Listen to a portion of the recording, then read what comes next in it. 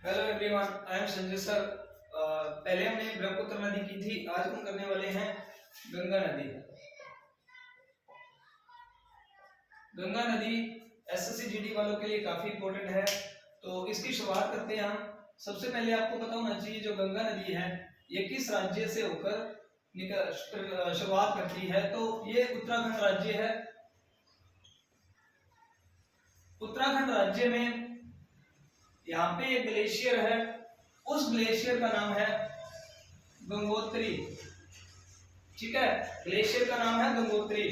गंगोत्री से एक नदी निकलती है जिस नदी का नाम है भागीरथी। ओके, जिस नदी का नाम है भागीरथी। भागीरथी नदी थोड़ी दूरी पर जाती है तो इधर से एक नदी आती है दूसरी साइड से जिसका नाम है विलांगना। विलांगना नदी। और विलांगना नदी और भागीरथी नदी जहां पर मिलती है वहां पर टिहरी डैम है जो कि काफी इंपॉर्टेंट है। ठीक है, टिहरी डैम। टिहरी डैम जो कि भागीरथी नदी और विलांगना नदी के संगम पर बनता है। ठीक है, और इस साइड से एक नदी आती है, एक ग्लेशियर है जिसका नाम है सतोपंथ ग्लेशियर। सतोपंथ ग्लेशियर। यहां से एक नदी की शुरुआत होती है और इस नदी का नाम है अलकनंदा। अलकनंदा नदी। अलकनंदा नदी भागीरथी नदी के मिलने से पहले 5 प्रयाग बनाती है जिसे पंच प्रयाग बोला जाता है। 5 प्रयाग बनाती है जिसे पंच प्रयाग बोला जाता है। ये कौन कौन से 5 प्रयाग बनाती है तो हम यहाँ पे नोट कर लेते हैं। पहला जो है, यहां से एक नदी आती है जो कि अलकनंदा से मिलती है, उस नदी का नाम है धौली गंगा। जब धौली गंगा नदी अलकनंदा से मिलती है तो यहाँ पे एक प्रयाग बनाती है जिसका नाम है विष्णु प्रयाग। विष्णु प्रयाग। धौली गंगा नदी जब अलकनंदा से मिलती है तो विष्णु प्रयाग बनाती है। उसके बाद दूसरी नदी जब अलकनंदा से मिलती है उस नदी का नाम है नंदाकिनी। नंदाकिनी। नंदाकिनी नदी जब अलकनंदा नदी से मिलती है तब बनाती है नंद प्रयाग। नंदाकिनी नदी अलकनंदा से मिलती है तो बनाती है नंद प्रयाग। तीसरी नदी फिर से एक और आती है जो कि अलकनंदा से मिलती है और उसका नाम है, पहली है धौली गंगा जो कि विष्णु प्रयाग बनाती है, दूसरी है नंदाकिनी नदी जो नंद प्रयाग बनाती है, और इसके बाद आती है पिंडार नदी। पिंडार नदी जब अलकनंदा से मिलती है तो यहाँ पे ये बनाती है कर्ण प्रयाग। और चौथी नदी, जब चौथी नदी इस साइड से आती है और इस चौथी नदी का नाम है मंदाकिनी। मंदाकिनी नदी जब अलकनंदा से मिलती है तो यहां पर यह बनाती है रुद्रप्रयाग। रुद्रप्रयाग। ठीक है, और लास्ट अंतिम, जब अलकनंदा नदी भागीरथी नदी से मिल जाती है तो वहां पे ये बनता है देवप्रयाग। तो मैं यहां पे लिख देता हूं, जब भागीरथी नदी अलकनंदा से मिलती है तो बनता है देवप्रयाग। तो जहां पर भी भागीरथी नदी और अलकनंदा नदी दोनों का संगम होता है वहां पे जो नदी बनती है उसका नाम है गंगा नदी। ठीक है, तो आपसे क्वेश्चन पूछा जा सकता है कि गंगा नदी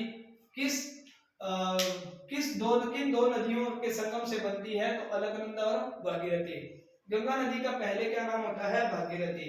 लेकिन गंगा नदी कहां से निकलती है? गंगोत्री से निकलती है। ठीक है, और भागीरथी नदी भी कहां से निकलती है? गंगोत्री ग्लेशियर से निकलती है। इसके बाद थोड़ी दूरी पर गंगा नदी थोड़ी दूरी पर आगे चलती है और उत्तराखंड का एक शहर आता है जिसका नाम है ऋषिकेश, ठीक है, ऋषिकेश।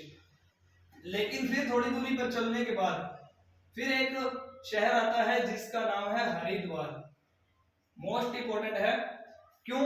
क्योंकि क्वेश्चन पूछा जा सकता है कि गंगा नदी सबसे पहले किस मैदानी भाग में प्रवेश करती है, तो हरिद्वार में। सबसे पहले मैदानी भाग, तो सबसे पहले मैदानी भाग में कहां पर प्रवेश करती है, तो हरिद्वार में प्रवेश करती है। इसके बाद गंगा नदी उत्तराखंड को एग्जिट करती है और यूपी में प्रवेश करती है। तो यूपी में जब प्रवेश करती है तो सबसे पहले यूपी का जो शहर आता है वो है कानपुर। सबसे पहले यूपी का जो शहर आता है वो है कानपुर। कानपुर के बाद कौन सा आता है, इलाहाबाद।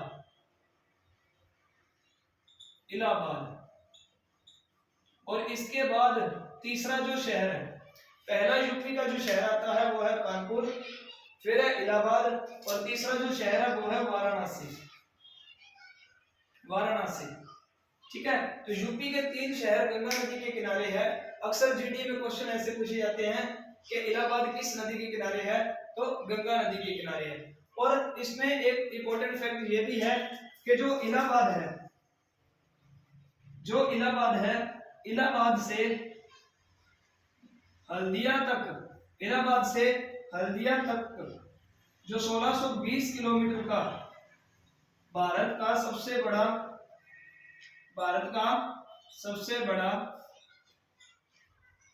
राष्ट्रीय जलमार्ग है।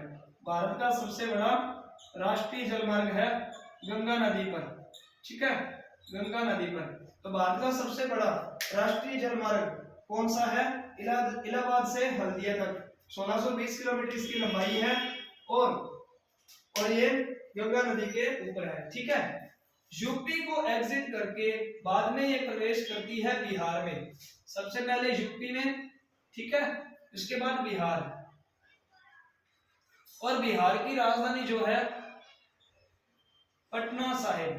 बिहार की राजधानी पटना साहिब किस नदी के किनारे है, गंगा नदी के किनारे है। और पटना साहिब और हाजीपुर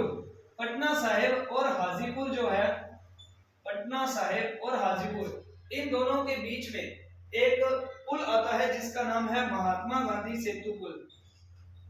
महात्मा गांधी सेतु पुल, जो महात्मा गांधी सेतु पुल है, ये पटना से हाजीपुर तक का है और इसकी जो लंबाई है 5.75 किलोमीटर, जिसे 1882 में बनाया गया था, ठीक है। काफी इंपॉर्टेंट है महात्मा गांधी सेतु पुल, जो कि 5.75 किलोमीटर लंबा है, 1882 में इसे बनाया गया था, पटना साहिब और हाजीपुर के बीच में है। और ये किस नदी के ऊपर है, ये है गंगा नदी के ऊपर, ठीक है। इसके बाद थोड़ी दूरी पर चलने के बाद जब बिहार को एग्जिट करती है और कहां पे प्रवेश करती है, यहां पे एक छोटा सा जिला है साहिबगंज। साहिबगंज जो है ये झारखंड का जिला है। झारखंड के एक ही जिले को क्रॉस करती है, वो है साहिबगंज, और मोस्ट इंपोर्टेंट है ये। और झारखंड के बाद फिर आगे चलती है और पश्चिम बंगाल में प्रवेश करती है। कहां पे प्रवेश करती है, पश्चिम बंगाल। पश्चिम बंगाल में प्रवेश करते ही थोड़ी दूरी पर एक योजना चलाई गई थी जिसका नाम है फरक्का परियोजना। जो ये फरक्का परियोजना है, ये बांग्लादेश से 15 किलोमीटर पहले ही आ जाती है। ये बांग्लादेश से 15 किलोमीटर पहले। क्यों? इसको इसलिए चलाया गया था ताकि बांग्लादेश से कुछ भी बात हो तो अगर उनका पानी रोकना हो तो पानी रोक सके भारत वाले, अगर बांग्लादेश वाले परेशान करें तो, ठीक है। तो फरक्का परियोजना चलाई गई। ये एक तरह का डैम है जो कि पानी रोकता है। लेकिन इसके बाद ये नदी 2 भागों में बंट जाती है। एक इसका हिस्सा जो है ये कहां पे चला जाता है, ये चला जाता है बांग्लादेश में, ठीक है। जो हिस्सा बांग्लादेश में जाता है उसे पद्मा के नाम से जाना जाता है, पद्मा नदी। ठीक है, जो हिस्सा बांग्लादेश में जाता है उसे किस नाम से जाना जाता है?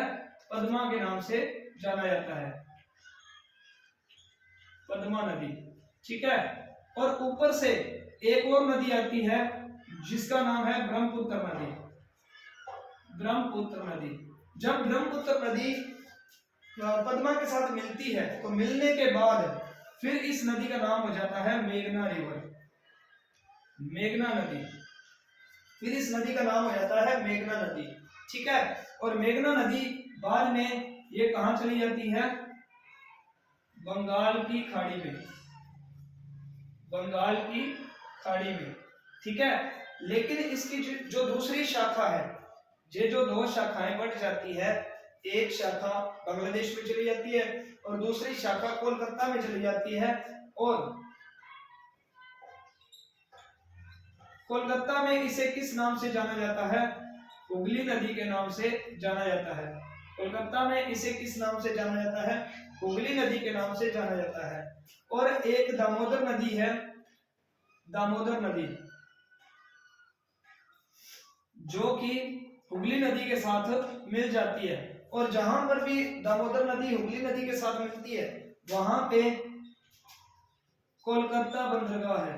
ठीक है, कोलकाता बंदरगाह, क्लियर, कोलकाता बंदरगाह है। लेकिन इसमें एक और इंपॉर्टेंट फैक्ट है, ये हुगली नदी और ये ब्रह्मपुत्र नदी जो मेघना नदी के साथ मिलती है, ये विश्व का सबसे बड़ा डेल्टा बनाती है, जिसका नाम है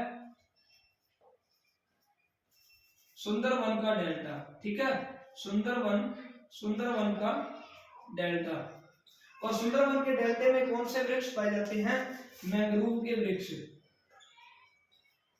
मैंग्रोव के वृक्ष।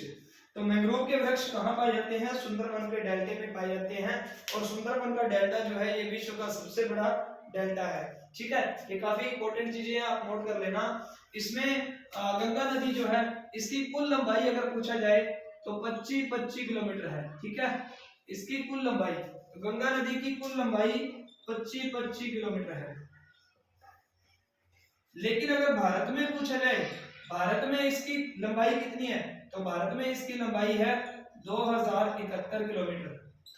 ठीक है, तो भारत में कितनी लंबाई है? 2071 किलोमीटर। अगर पूछा जाए कि गंगा नदी कितने देशों से होकर गुजरती है, तो ये दो देश आएंगे, भारत और बांग्लादेश। ठीक है, और अगर राज्य पूछा जाए कि कितने राज्यों से होकर गुजरती है, तो गंगा नदी 5 राज्यों से होकर गुजरती है। 5 राज्य, गंगा नदी 5 राज्यों से होकर गुजरती है। सबसे पहले उत्तराखंड, उसके बाद उत्तर प्रदेश, उसके बाद बिहार, फिर झारखंड, और लास्ट हमारा आएगा वेस्ट बंगाल। ठीक है, तो 5 राज्यों से ऊपर गुजरती है। ये इनके काफी इंपॉर्टेंट फैक्ट है। और एक चीज और, गंगा नदी जो है इसमें सबसे ज्यादा ऑक्सीजन पाया जाता है, और उस ऑक्सीजन की वजह से ही यहाँ पर डॉल्फिन पाई जाती है। ठीक है, अगर पूछा जाए कि डॉल्फिन कहाँ पाई जाती है, तो गंगा नदी में पाई जाती है। और अगर पूछा जाए कि भारत की राष्ट्रीय नदी कौन सी है, तो गंगा नदी है। ठीक है, तो भारत की राष्ट्रीय नदी, तो राष्ट्रीय नदी गंगा नदी है। लेकिन अगर पूछा जाए कि वैदिक सभ्यता के अनुसार, वैदिक सभ्यता के अनुसार, वैदिक सभ्यता के अनुसार जो है भारत की पवित्र नदी, भारत की पवित्र नदी वैदिक सभ्यता के अनुसार सरस्वती नदी आएगा, सरस्वती नदी। ठीक है, तो भारत की जो वैदिक सभ्यता के अनुसार भारत की पवित्र नदी सरस्वती नदी आएगा। ठीक है, तो इसका स्क्रीनशॉट ले लेना, और ये काफी इंपॉर्टेंट चीजें हैं, और इसे अपनी कॉपी पे नोट कर लेना। ओके, मिलते हैं नेक्स्ट वीडियो में, तब तक के लिए बाय बाय, टेक केयर।